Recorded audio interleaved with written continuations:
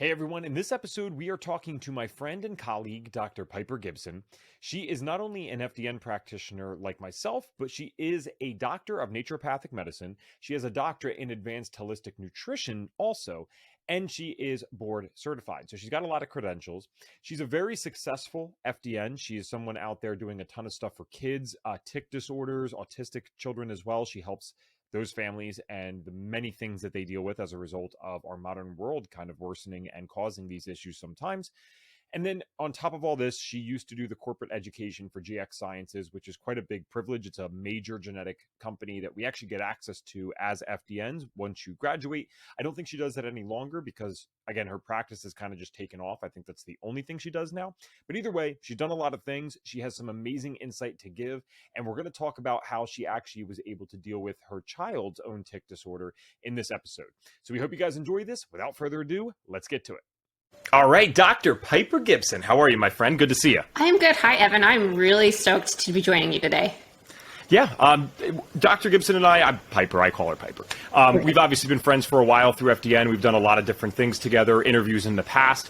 So I'm excited to come on here today and not only share how FDN has helped you, but then the other things that you ended up doing, because we have access to that as FDN practitioners, and I think that's amazing. But I don't want to get too ahead of myself. We will start with the same question that we always start with on this podcast, and that is, what did, in this case, Piper's health symptoms look like, and when did they start? Because I know you and your family had quite a few things going on.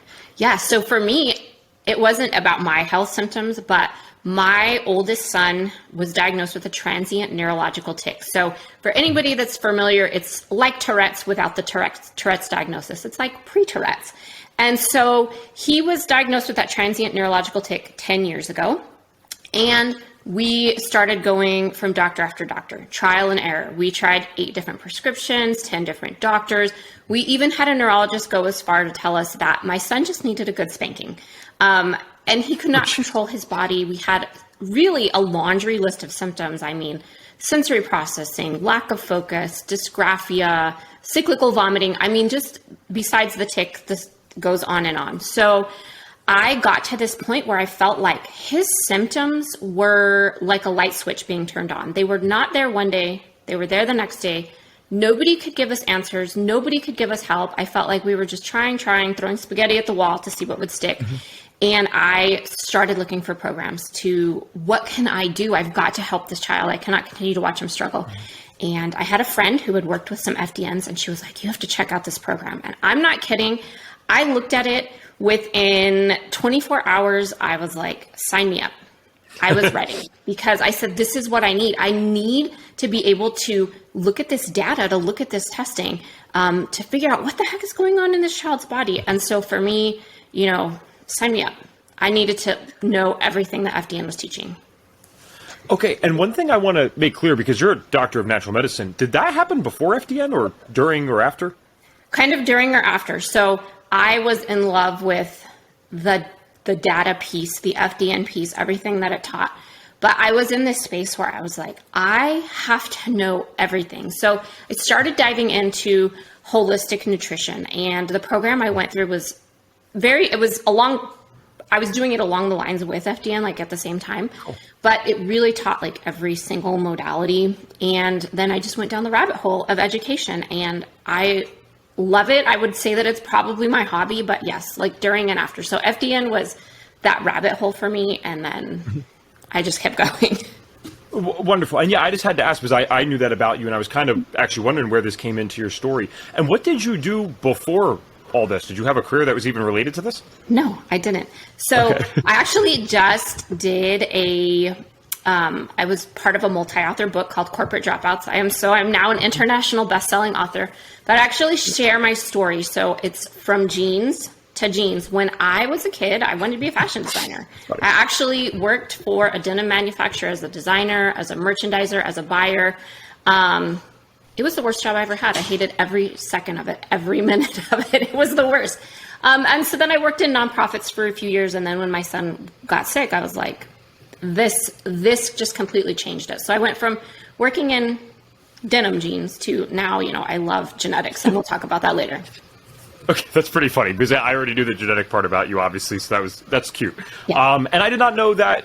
We never really dived into the career path before this. So that's interesting. And I think that's very encouraging for people that are out there, because what people need to realize is you do not have to be in this space beforehand to go do something like this. It's wonderful if you want to go become an ND as well. I mean, no one's going to argue that that's a great thing to do, but we allow you to start this business just with being an FDN yourself. I mean, you can really come from any industry and doing anything and then figure this out. I'm not saying it won't be a little more challenging and a learning curve for someone that maybe has never been in business before. Obviously, you're going to have to learn new things, but it's figure outable. And that's, I know that's not a word, but that's what I always say. As long as it's figure outable, I think that's a pretty good thing. So when this is going on, only because I really like to just kind of get in the heads of the families that are dealing with this stuff, because I think that relates to the audience more.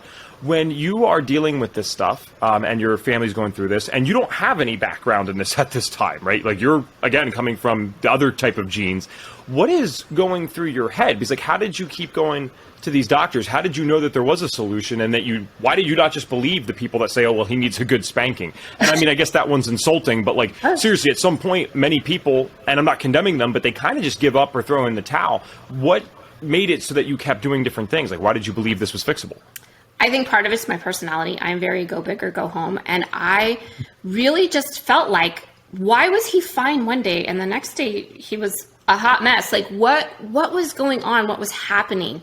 And so I just felt like, as like my instinct, my motherly soul was like, something else is off in this child and we really have to figure out what it is. So I think a lot of it is just kind of my personality. And I've always been of the mindset that if you can teach it to me, I can learn it. So I was like, maybe I'm missing something in this conventional approach over here, and maybe there's something over here. And it really just drove me to find answers to help him. I asked that because people must hate me, because especially if they listen regularly, because I always ask this question, but it's to prove the same point over and over again, because I think it's that important, especially if someone's listening for the first time. You literally just used the exact word. You said, I just felt. It was like a mother's kind of knowing. Piper, all these people come on and they say, I just knew. It was a feeling. My gut just told me. And I'm not saying that we should make major medical decisions off that necessarily, guys. However, we're having someone that is going to the people over and over and over again, and they know it doesn't make sense. You do not need to be a PhD or a genius or a doctor to figure out that something doesn't make sense or that something is objectively not working. At some point, I'm not sure when that subjective line gets drawn for the individual, but at some point we need to be able to say, okay, you know what? Maybe I need to go do something a little different and try something different. So I encourage, or commend you for doing all these things and keeping on trying, and I encourage others to do the same thing. Was it just kind of luck then when you found this friend that recommended the FDN stuff? It kind of was. I mean, I was doing a ton of research. I mean, hours, weeks, months, years of pouring through the internet, doing, the Dr. Google business, looking at PubMed, doing all of these studies. And honestly, I see from so many people who I work with now that they have the feeling too, we're going to call it the feeling, but I think a lot of people have it, honestly. And I think they're afraid to listen to it because they're like, well, we just feel like our doctor who we've grown up with is supposed to have those answers. And when they don't have the answers, we start to think, well, maybe it's just that particular doctor. Maybe we need to go to a new doctor. And so, it's this process of trial and error. And I think you get to the end of the process of trial and error and you're like, no, like I just know something's not right. And so I think a lot of people have that feeling. They're just afraid to listen to it. Wow. Yeah, I think that's exactly what it is. I know for myself, I wasn't even really in tune with my intuition for the first 18 years of my life. And I finally started figuring it out, and it's led to some of the best opportunities ever. It's literally, genuinely what got me into FDN. It's what got me into the speaking outside of this. My whole life is kind of dictated by that now. And I think the opposite problem is, and it's not necessarily a bad thing, because we should praise doctors for what they've been able to do. I mean, they are the pinnacles of financial success. They actually have like one of the highest debt ratios out of any career, but that's besides the point. The income-wise, they're doing great. Education-wise, they're doing great. Intelligence-wise, the average IQ of these people is pretty up there. So I understand why we put so much praise into them, but we need to also remember, as the consumer or as the patient, they're still imperfect people. I am imperfect. You are imperfect. We have not recommended perfect things every single time that we've had a client, right? And it's okay then to use our own gut and figure out, well, maybe I need to go do something else. That's fine. Now, when you were doing your research, did you remember a time or like a place that made you switch from conventional to natural? And what I mean by that is, I know that you've had these feelings and that you knew it didn't make sense, but clearly it started with the conventional route, right? Let's go to the doctor. Like, do you remember that time when you transitioned to more of like the natural stuff? If you might not remember it, but I'm just always curious about those moments. I do. I read a book. And so there's not a lot of data and information on tic disorders. And the studies that are out there are really kind of old. And I found this book called Natural Cures for Tics and Tourette's. And I'm not kidding. I sat down Saturday morning and I got it on my Kindle and I read the entire thing. Like, I spent the entire day reading this book and I thought, oh my gosh, we have to try this, because I felt like we tried everything else. So that is really where that switch got flipped. And I was like, okay, we have to make these changes. But for me, it wasn't, the things in the book didn't necessarily help drastically, but getting to the education and the functional lab data, that was the absolute game changer, hands down. Sure. And I always say it doesn't actually need to be like a one magic bullet type of thing. The book doesn't have to be perfect. The system doesn't have to be perfect. What we need is something to change the paradigm enough to actually encourage us to go into that direction. When I saw that organic food healed up my skin a lot and made my mood better, I still had plenty of problems. I had like significant portions of my problems, but I got something to move that needle, which then led me to believe, well, wait a second, there is no way I could possibly know everything about all this stuff, like diet or whatever right now. Maybe I can keep diving in more. So eventually you get to FDN. That's great. What were you learning in the course? Like, what were some of the first things there that really helped move the needle for your son? Really looking at the nutrition and the gut health piece, because he was, I don't know, 7, 8 at the time. So, looking at the hormones for him wasn't a big thing, but being able to look at food sensitivities, being able to look at, what was going on in the gut, being able to look at how food really influences every cell, organ, tissue, system, everything in the body was really eye-opening for me, because we were, my husband and I, both very athletic. We weren't overweight, but we didn't know any better. And so, my kids, by the time they were 1, probably could order chicken nuggets from the backseat of the car. They were ordering their own stuff at the drive-thru.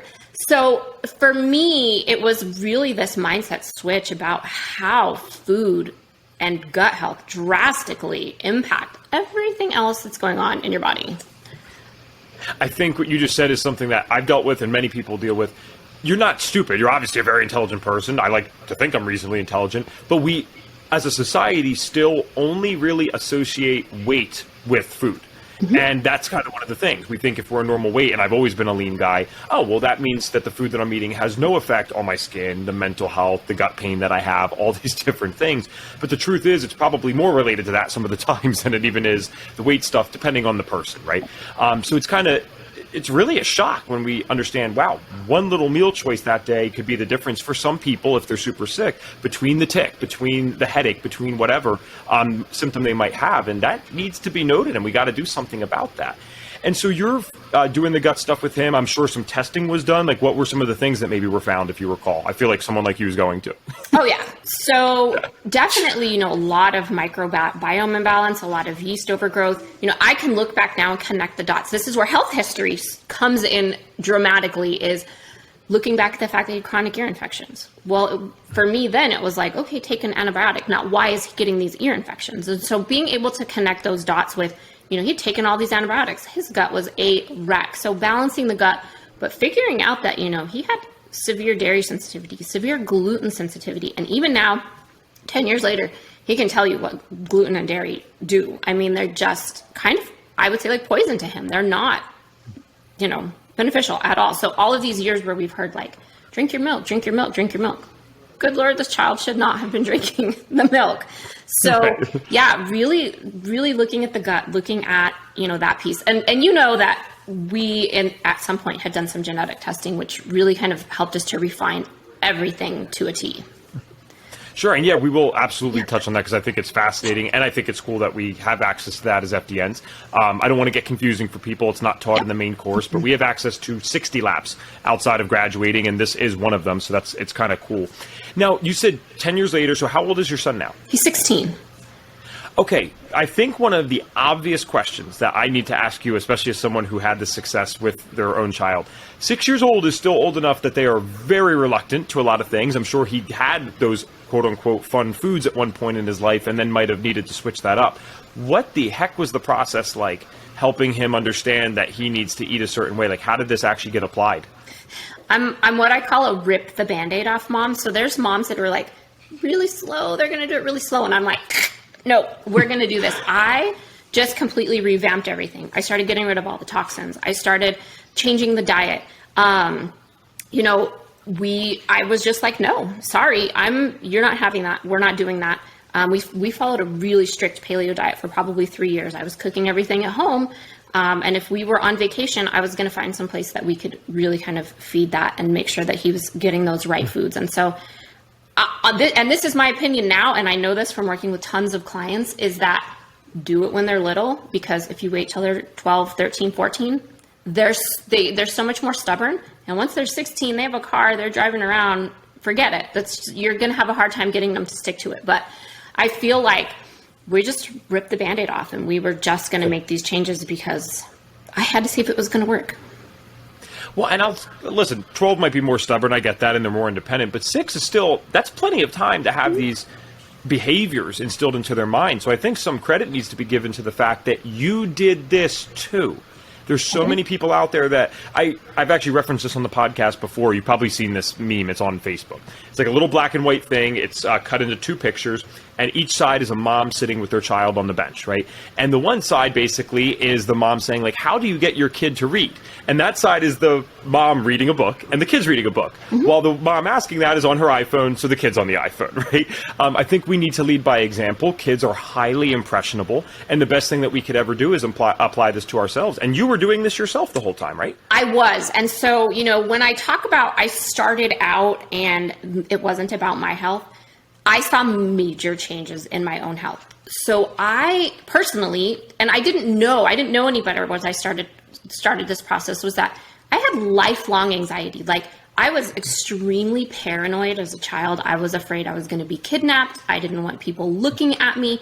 I heard a helicopter in the middle of the night and, bad guys were coming to break in. Like, I had horrible anxiety. And then when I was in college, I had gone to the health center and they're like, oh, you need some, I don't even remember what anti-anxiety medication it was. You have anxiety. And I was like, I do. And it really did not help. It did not make things any better. And so I just thought, like, that's who I am. I'm this paranoid person. I'm shy. I would have these panic attacks. I've had some severe panic attacks. And as I went through the process of working on myself through FDN, completely changed my lifelong anxiety. I mean, I woke up probably 30, 40 days into making changes on myself, because I wasn't just going to make him make the changes. I was doing it for everybody. And it was like, the heavens opened up and I was like, this is a brand new feeling. And my anxiety was gone, and I keep it gone. It is, I do not struggle with it anymore. So, it wasn't just that started out, it was his health, but it ended up changing everybody's life. Yeah, I think sometimes, especially as people in Western society, we don't realize how bad we feel because of everything that's going on. It's almost as if we can't even comprehend how much better we could feel. And as someone who's dealt with anxiety, I think that's amazing. I love any testimony that can provide someone relief of that, because I think anxiety and even depression, definitely anxiety, when it's not full out, maybe like panic. I know that you've had panic attacks, but if it's not that every single day, we don't always understand the difference between a clinical anxiety disorder versus, oh, well, that person's just a worry or a scaredy cat, It's like, no, there's actual clinical stuff going on. And I've had, when you said that, I was like, wow, because you gave me memories of that exact kind of stuff, just super paranoid, thinking the worst case of everything. I always thought, like, if I left like my water bottle somewhere, someone was putting like poison in it or whatever, and I throw away the water bottle. So yeah, and then you kind of realize as you get older, some people have those thoughts and most people do not. They're not necessarily thinking like that, like, oh, okay. So with that all said, the one other thing I wanted to bring back with like the kid thing, because I know there's so many moms that listen to this podcast. How did you get your son, be 6 years old, probably just starting like kindergarten or something? How did you get them to, or him to do this at school? Did you get him to do it at school? Like what happens there? Yes and no. So we had a lot of struggles in school just because of the symptoms he was experiencing. So, I did pull him out. I homeschooled my kids for 3 years because I needed to help get him back on track. And that was a big piece of it. And then we did some private school, and now he's in a public high school. But so that was a piece of it. I had a lot of control. I had like ultimate cosmic power. But what I tell parents is be your kid's best advocate. And if you know they have food sensitivities and there's things they should not be eating, get up, make them a lunch every day. Go to the school and say, listen, do not feed my kid anything that is on this list or whatever. I mean, you need to be your child's best advocate. And I really am of the opinion, like, do not be afraid to go to the school and tell the school what to do. I mean, I just really advocate for that. Like, you have the power. Please take it back. Please, you know what's best for your child. Don't let them tell you. Damn, Mama Gibson ain't messing around. I love this. I'm going to go through FDN. I'll become an ND. I'll take the kid out of school. Like, it's literally no excuses, whatever it takes. I'm figuring this out. And I think that's why this space, we have a variety of individuals, of course. I mean, I'm a 26-year-old male myself, but it's overrepresented with moms, and that's because I just think they're not messing around. Of course, women tend to have more autoimmune disease and these mystery symptoms anyway, but I think they've seen it happen more in their kids. And my God, if mom sees a sick kid and can connect what's happening there and knows that they have some control, forget about it. Those are the best clients ever. They're the best FDNs. They're not messing around. Mm-hmm. Now, before we jump into the genetic stuff, I have just a couple more things, especially for people that are listening to this podcast right now. Many are now coming to this wondering what it's like to be an FDN, going through the course, those types of things. So what would you say was like kind of the biggest benefit to you becoming an FDN? Because I know this kind of changed your whole life, even career-wise. And so I don't know if you consider it the career stuff or the health stuff. I'm sure it's kind of tough to go between the both. But what were some of the best benefits that you got from going through the course? I definitely will say it was both. I didn't start out going to FDN because I wanted this to be my career. I just simply wanted to help this child. It wasn't about a career. But when people started seeing changes and I was getting phone calls from, people saying, what did you do to this child? Do you like a new child? I was like, maybe I'm onto something here. So, that was that kind of slow kind of career transition. But definitely, the health stuff, it's been incredible to watch the changes in other people. So, my sister will say, had she not done all of these things for herself too, this approach, that she probably would have committed suicide. And so now, years later, she's now going through the FDN program. She's almost finished. So for me, it's really about both of those things. Like, the career change has been incredible. This was not on my radar, 20 years ago when I was in college, but the health stuff too has been just incredible. I mean, it just brings me so much incredible joy and passion when my clients call or email or text and tell me, I feel like I've got my child back. I feel like my child has their light back. Thank you so much for listening to me and believing in me and just knowing that, like, my child had these things too. So it is just a super big, powerful combination of everything. Like, what FDN teaches is just a game changer. It helps to connect all of those dots that I felt like I was missing. It's so hard not to just become super passionate about this if we've dealt with this stuff, because we just understand firsthand how badly this affects your life. And I've always realized, like, our time here is pretty darn short. I mean, relatively speaking, when I talk about my mom having health issues for like 20 years, I'm like, damn, man, that's a fraction of the life. That's a literal fraction of most people's lives is spent wasting time with this kind of stuff. So when we can provide someone the relief and the education to go take those steps and actually have success and then be feeling better and live a normal life, that's a pretty special thing to be able to give to someone.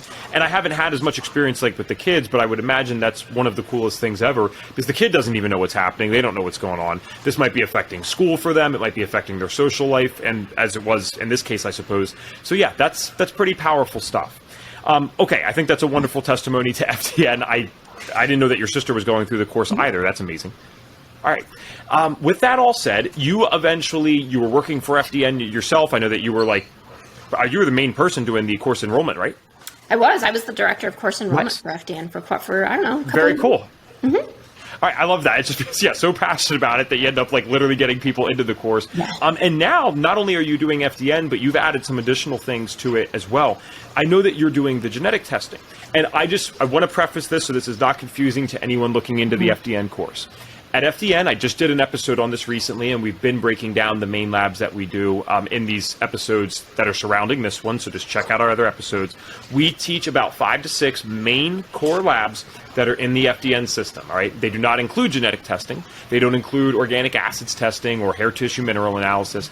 However, FDN, thankfully, our founder, Reed, is not a dogmatic guy. He believes in his system. You're going to have to give him a good reason that you want something else. But you could see throughout the years, he's allowed other things in that have really worked for people.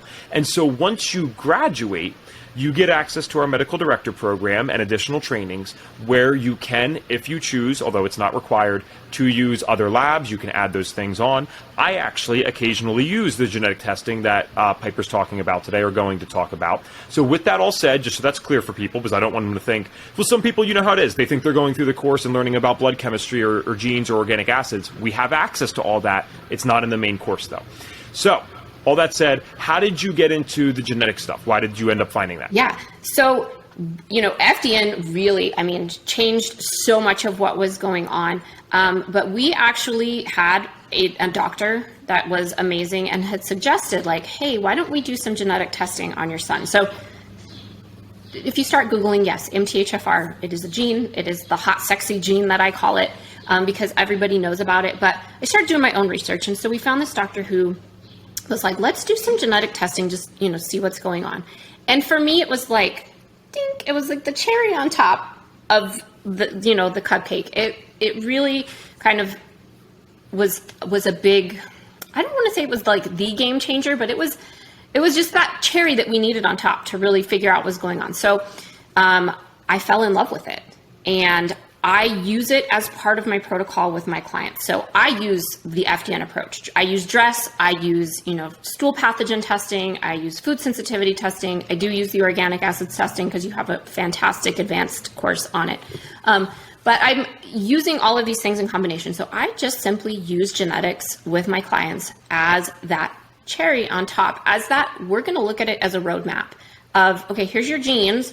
Genes, we hear genes loads the gun, environment pulls the trigger, but it's so much more than that. It's, our diet, our toxins, our lifestyle, everything else that's kind of going on, our nutrients that's going on in our body. So I really use it as this roadmap. We know all of these other dysfunctions are going on in the body, like your gut's a mess, but how does that relate to your genetics? Yeah, and I think one of the really important things about that is, hold on, we got a little dog action. Can you hear that on here? I can, but it's all right. Okay, I'll get it out. So one of the really important things that you just said is how we can describe to the people that are listening to this and maybe a little confused. Why do you have these main courses or the main course and the main labs and then this other stuff? It's what you just said. It's the cherry on top a lot of the times. Mm-hmm. The FDN system is something that will work probably to 100% for the vast majority of people, but there are plenty of people that come through and they get like 80-90% better with FDN, and then it's like, all right, well, what are we maybe missing here? And that's why FDN provides us all these advanced tools, so we can figure out that last 10-20% for people. No one is going to go through an FDN program, though, and get 0% better. I have never seen that, and I've been here for 5 years. I've never seen someone go through and only get 50% better. I mean, it's always really positive results depending on the compliance. And then we have those tools available to get to that extra stuff. And what I've definitely never seen, and this just feels so cool to say, considering how complicated people's health issues can be, in 5 years of being here, I have never once seen someone that had worn out all the options at FDN and was like still sick. Right? Like they get better. They can always find something that might work for them. Maybe they had to, tweak around a few things to find that last 10%, but the tools were still here. The education was still here. They were able to do that. And so why do you think the genetic stuff might be important in a general sense? Because now you're using this religiously, from my understanding, like you'd use this with every client.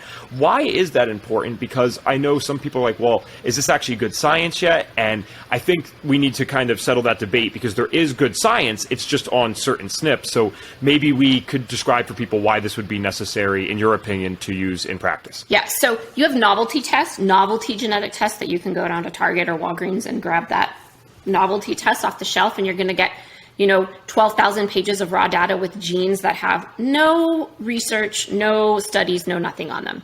But there's testing that you can use through providers and practitioners like, FDNs or NDs or doctors who have access to the right genetic testing. And this is really looking at single nucleotide polymorphisms that have research behind them. We know that this data supports this gene. So, for example, one of those genes is something called GAD1, and that has to do with the conversion of glutamate to GABA. And there's a lot of studies, there's a lot of research behind it. So when I'm looking at genes, I'm looking at 35 to 55 genes. I'm not looking at 12,000 pages of raw data. Please don't bring it to me. I will not look at it. I love you, but no.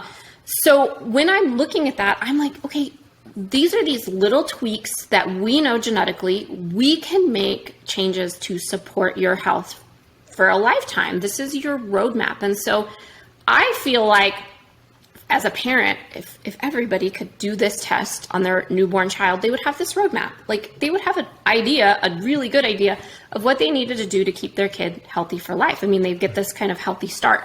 So it really, for me, the genetic testing is a lot about compliance because they can see the data from like food sensitivity and gut health.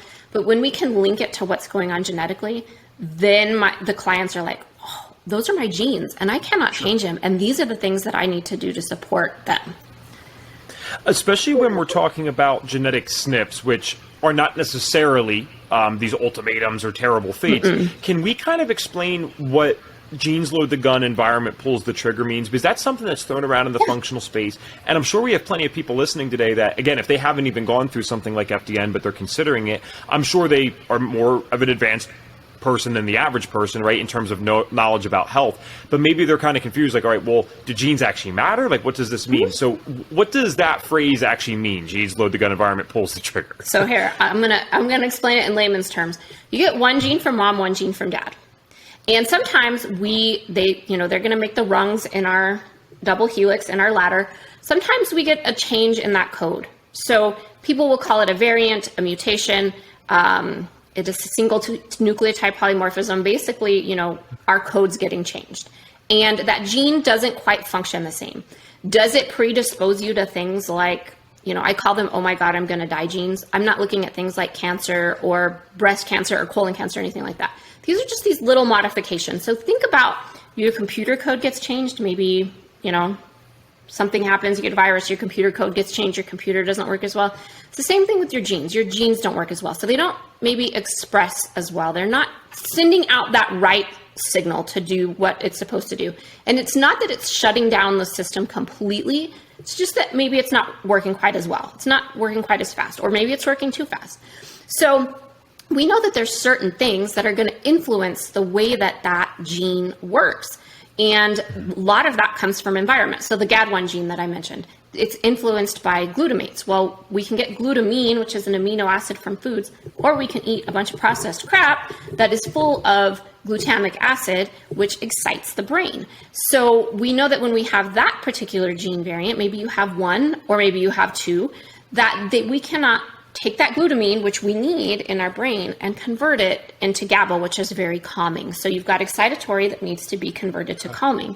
So we're looking at okay, we know here's another reason you should not eat a bunch of box processed crap because you have these genetics, but we know that signal is just kind of getting changed. So when we're looking at genetics holds the gun, yeah, you might have this little predisposition.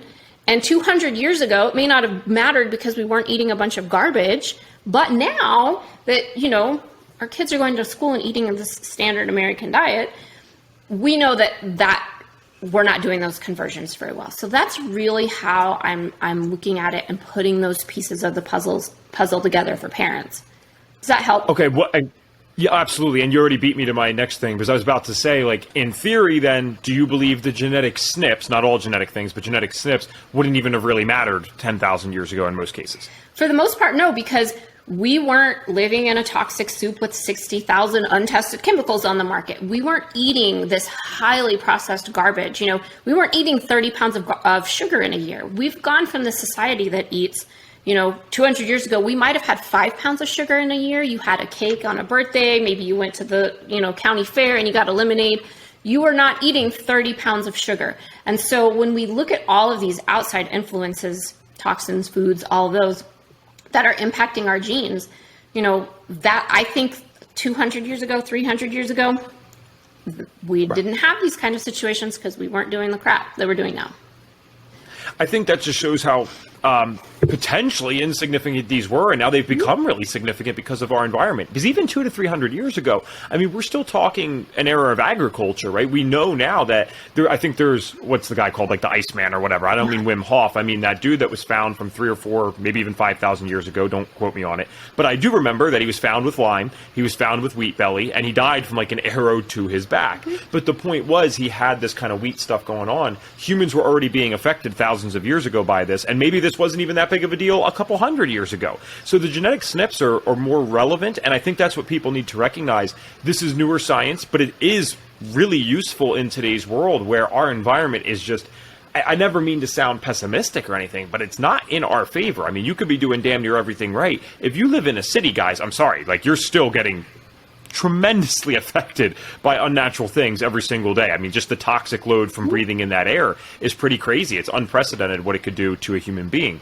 Now, I know that this might not be your thing, but I'm assuming that you'd be able to explain this because I don't even really fully get this. What would be the difference then between like a genetic SNP and someone who has a true genetic birth defect or disease? They come out of the womb and Western medicine knows immediately that something's wrong. Like, what is the difference there genetically? So you're looking at a chromosomal defect versus a single nucleotide polymorphism. So, you've got your chromosome, you've got all of your genes are on your chromosomes. So when that happens, maybe you're missing a chromosome. There's an addition or a deletion within that amount of chromosomes that we have. So we're looking at two different things, like the genes, they're wrapped around those chromosomes. And so we're looking at those very minor changes in those base pairs. So you have 4 base pairs, they pair up to make the rungs of that ladder. And when we have a SNP, that base pair gets changed. So we're not getting that right signal. But with the other, we may have, like, for example, Down syndrome, you have an addition or a deletion of a chromosome. So that's really the difference. And you hear the word mutation versus variant. So mutations are actually rare. It's less than 1% of the population. And SNPs or variants are more than 1% of the population. It means that more of the population has that single nucleotide polymorphism. Okay, wow. All right, I never actually heard it broken down like that. That was very helpful for me. And once you said the chromosomal thing, instantly I went and thought, I feel like maybe that's what the average person knows of, like myself. Oh, Down syndrome, we hear about, I wouldn't even say like 21st chromosome or something. Is that correct? Or 23rd? I feel like we learned about this in school, though. It's not important, but my point is I think that is something that people are familiar with. And clearly we can tell that this person, has something going on from the minute basically that they're born. Whereas these genetic SNPs, it's like I never really knew that my whole life. And once I finally ran this stuff, and I think what I'm about to say is actually probably the biggest proof that this stuff's pretty cool and has a lot of applicability at the right times. I went through a health journey for almost 7.5, almost 8 years before finally running a genetic test. Now, when I did this through Piper, I saw that I had terrible, methylation, remember? You were looking at this, you're like, yeah, this is pretty banged up. However, I didn't necessarily have the symptoms associated with those types of SNPs anymore. What was interesting, though, is my homocysteine, when I ran blood work, even though I feel really good, was still relatively high. And I'm so thankful, thank God I found that, because that could be associated with heart disease later in life. And my grandfather had stuff with that. We have other male family members with those things. So it was a blessing to be able to kind of use that and then say, well, wait, maybe I should test for this blood-wise. Bam, look at what I was able to find here. But my point is, I was able to do a ton of work that made me feel better, but I still think the genetic SNPs are very relevant even to someone who might be in a good state of health. I have found that some of the supplements are very supportive to me, especially when I'm under high stress. Like this time of year, actually really last month, busiest time of the year for me. I'm doing stuff at FDN. I got other things going on in life. Just family obligations and then the school stuff on top of it. It's just every day, right? Those supplements I find are very supportive to me when I'm under more stress. And it just kind of goes to show how that environment really does affect the expression of these things. For me, it can almost be a month by month thing depending on what's going on that month. Yeah, and I tell people all the time. So I was just telling my husband this the other day because he's really stressed out at work. And I said, are you taking your B vitamins? And he goes, really? And I said, yes, because when you're stressed out, you use B vitamins at a faster rate. And although the man will not let me do his genetic test, I know my kids' genes, both my kids. And so I can say, look, I know that you get some of this poor methylation from, they get it from you, not just me. So then I can say, like, look, you're using these B vitamins at a faster rate, but you're already kind of in a hole because you don't have great methylation in the first place. So then he's like, oh, all right, I'll take it. But, really what people don't understand is those biological functions of your body. You're stressed out. You're in this high state of stress, especially kids that I'm working with that are in this constant state of fight or flight. We know they're using nutrients faster. So if we know that they're already in this hole genetically, we can look at the genetic piece. They're already in this hole. They're already in this state of fight or flight. What do we need nutritionally to pull them out of this hole? Which is, when we looked at your genes, very similar thing. What do we need to do, Evan, to pull you out of this hole? Yeah, and it all does come together as one big picture. That's why at FDN, right, we're looking at everything. Because I'm thinking, even in my own case, I'm like, wow, so I had panic attacks all when I was younger, in addition to just crazy anxiety every day, but legitimate panic attacks. So that's constant stress. Then I had H. pylori on top of it, which can be associated with worse digestion and lowering of B vitamins themselves. We have the poor methylation, and I mean, it's not really that hard to see why someone could feel like crap or be super sick. And this is just one thing for me, let alone all the other stuff or all the other stuff for your son. And I'm curious, as we kind of wrap up our time here, how is he doing today? We're never expecting like perfection on the show, but I'm curious, like, how do those tics do nowadays? He's fantastic. So that laundry list of symptoms, 8 or 10 things gone. He went from being my Dr. Jekyll, Mr. Hyde child, like, one second he was fine, the next second it was like mood swing city. I was abandoning my cart at Target because I was like, I cannot handle this child. He is my cool, calm, collected, chill child. He's thriving. He's 16. He has a driver's license. He's doing all the things I thought 10 years ago was like, how is this child ever going to get through life? Like, he couldn't control his movements. He couldn't, focus or concentrate or all of the things that he had going on. So yeah, it's been a huge change in him. And one of the biggest things was for him to listen to his own body.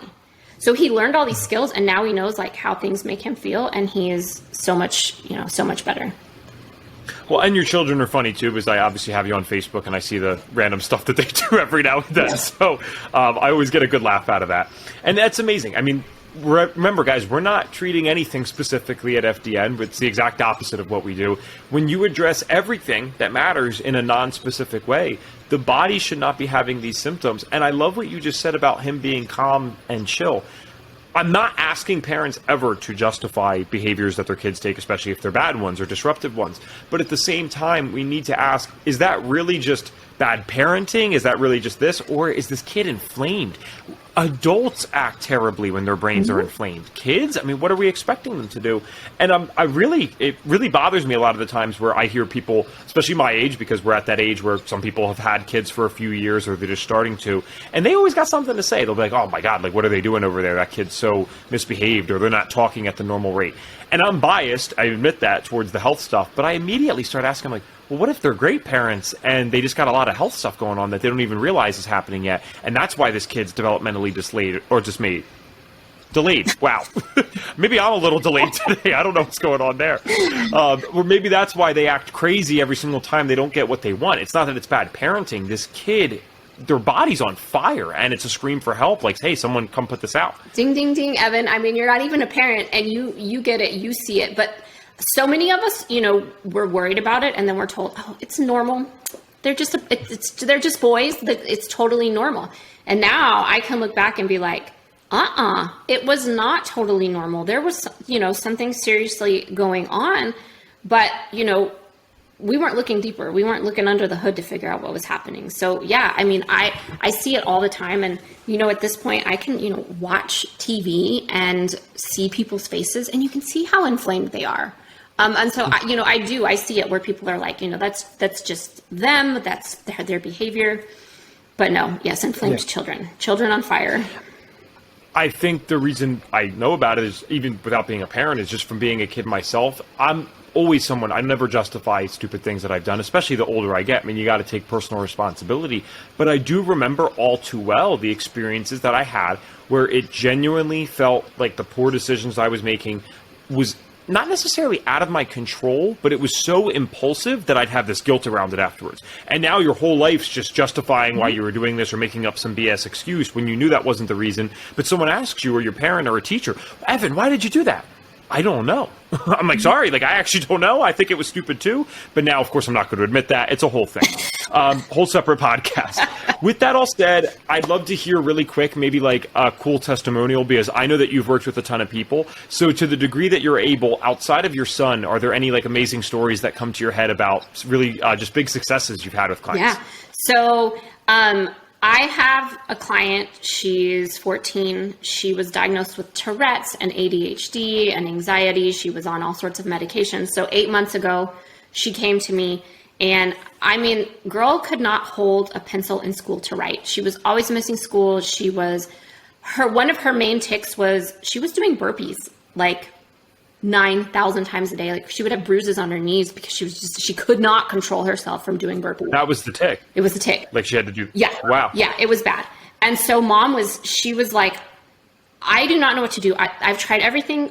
You know, we're taking all these meds. Nothing's working. Can you help us? And I said, let's do it. And so within 4 months, she was tick free. She would FaceTime me and call me and say, she called, and of course I cried because I was like, this is amazing. But she was like, today was the first day I've ever been able to sit in class and hold my pencil and write.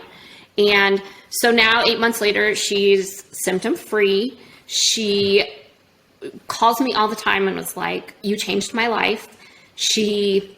Her mom went back to school to become a health coach and now works for me because they had seen such incredible results. So I have tons of stories like this for like clients. Like, I got an email from a mom last week, and she said, like, it's been 2 months and I feel like I'm getting my child back. His light is back. He's how he was before. She said, his teacher even called and said, he's more calm at school. He can focus. And she goes, I don't even notice him tick anymore. She said, he's had one tick in the last, like, maybe during the weekend, but she said, the changes have just been incredible. So, that for me is like the ultimate, when your clients call you and they're like, this has been life-changing for me.